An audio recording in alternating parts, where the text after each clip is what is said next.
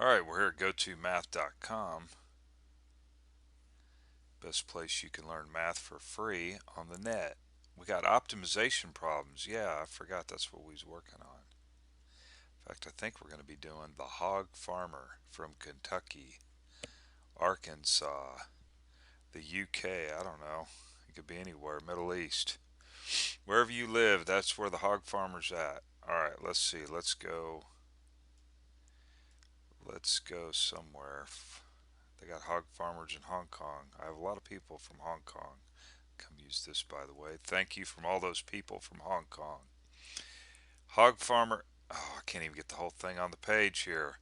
Hog farmer is constructing a rectangular pen that is bounded on one side by the Arkansas River. I don't think they got the Arkansas River in Hong Kong, but anyway.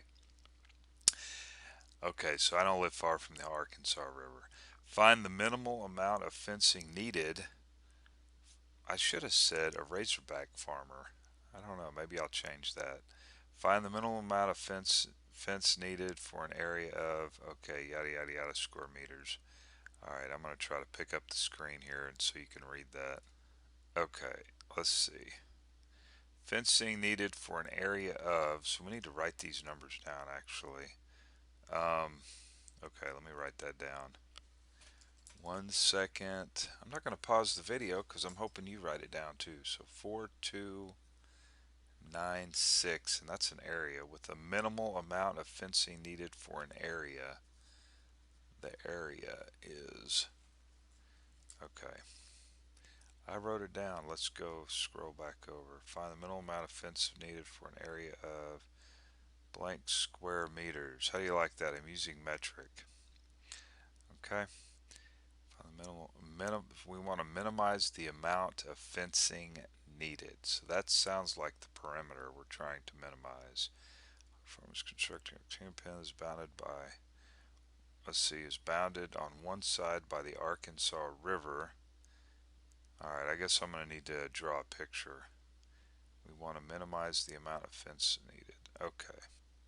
Alright, let's get over to the whiteboard. Seen enough of all that. Okay, so let's draw a picture here real quick so you know what's going on.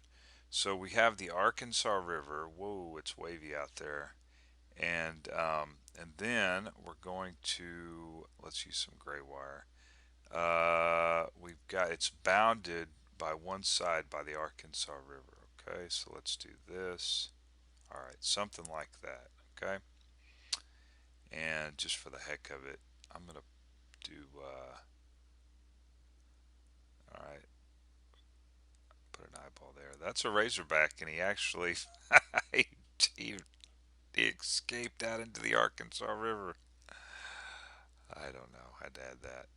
We'll let this side be y, this distance. Instead of width times height, whatever, we'll just do it like this. Okay? Alright, so let's go over here. We're trying to minimize the amount of fence needed. In other words, that's going to be the perimeter. Okay, so we're going to pretend that this side is equal to this side over here. So we want to minimize the perimeter. I'll say P, since that would be the amount of fence needed. And so we end up with, let's see, X plus, and then this side plus this side, 2y, right? And so one of our constraints actually was that the area, which would be x times y, and of course we're going to pretend this is, you know, straight across here, but x times y is actually equal to, this would be the area, what was that again, 4,296, I believe it was meters there, we'll just put an M there. Anyway, meters. That's supposed to be an M. I guess if I'm going to write it, I better write it so you can read it.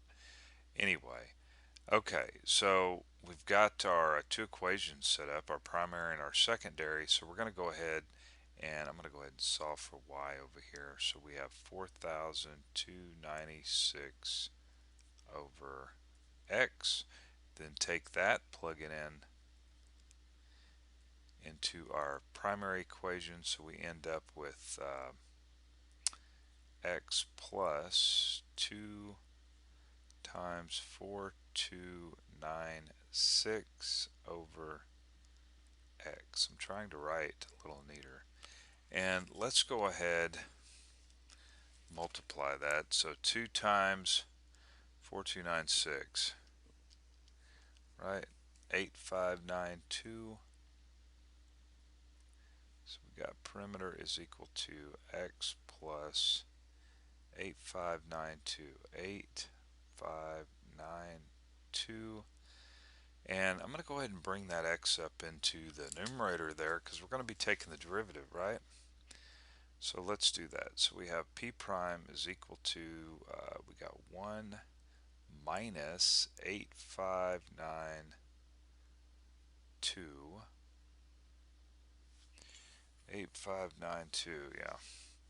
And then we have x to the negative 2. Of course, now the next order of business is set this thing equal to 0 and solve for x. 8592. I'm going to go ahead and bring that down there. Okay.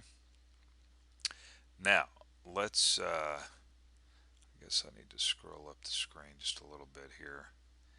So we're going to bring this over. 8592. X squared is equal to 1. We'll continue this right over here. You know what? I'm going to skip some steps. X is equal to plus or minus the square root of 8592. Now, of course, we're going to be using the positive, right? We'll be using the positive one. And so we know what our x is. Now, to find our y is equal to 4296 divided by x. And x is the square root of 8592. And I don't, is that a perfect square? I don't think so, but anyway, let's take the square root of it and find out what that comes out to. It breaks down a little bit, but not anything great. Okay, and so I'm going to go ahead and do the approximations here. So let's approximate this, and what did it say about that? Round answer to 3 decimal places. Okay, so that's what we're going to do. So we're going to round 3 decimal places. So we got 8592. We're going to have 92 point that did say 3 decimal places, right? 693. So it's, and then of course remember this is meters, and then y is equal to, y is going to be equal to, let's see, 4296 divided by x.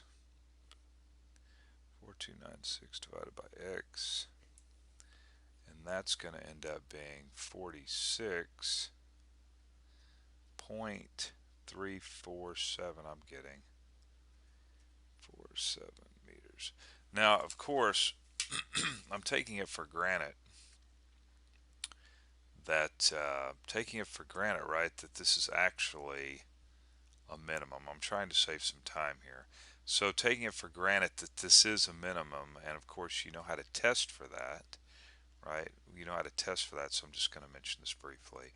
So once we find x, okay, we want to do our number line, right? Of course I'm not going to work this thing out. We do our number line, let's just use that number there. Okay, we put our x, I'll just say x. And then we get our test point. Of course our test point would be, we could use 92 if you wanted. And then we could use 93. And since it's a minimum, it should be decreasing. We should have a negative here and then a positive. Okay, so I hope that's really the case. I'm sure that it is. Anyway, so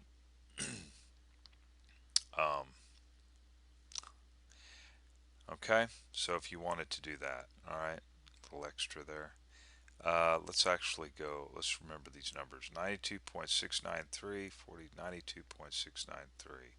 Let's make sure that, hold our breath. Yeah, 92.693, and what was that other one? 46.347, 46.347, and there it is right there. Okay, and of course I said X and Y, but and then I'm using L's and W's here or whatever. It's been a while since I've actually worked this problem out. Alright, since I programmed it in. So there you go. Come on over. You'll want to practice that. That's kind of a typical problem in a calculus class. So typical to see on a test. Alright. We're here at gotomath.com and I'll see you there.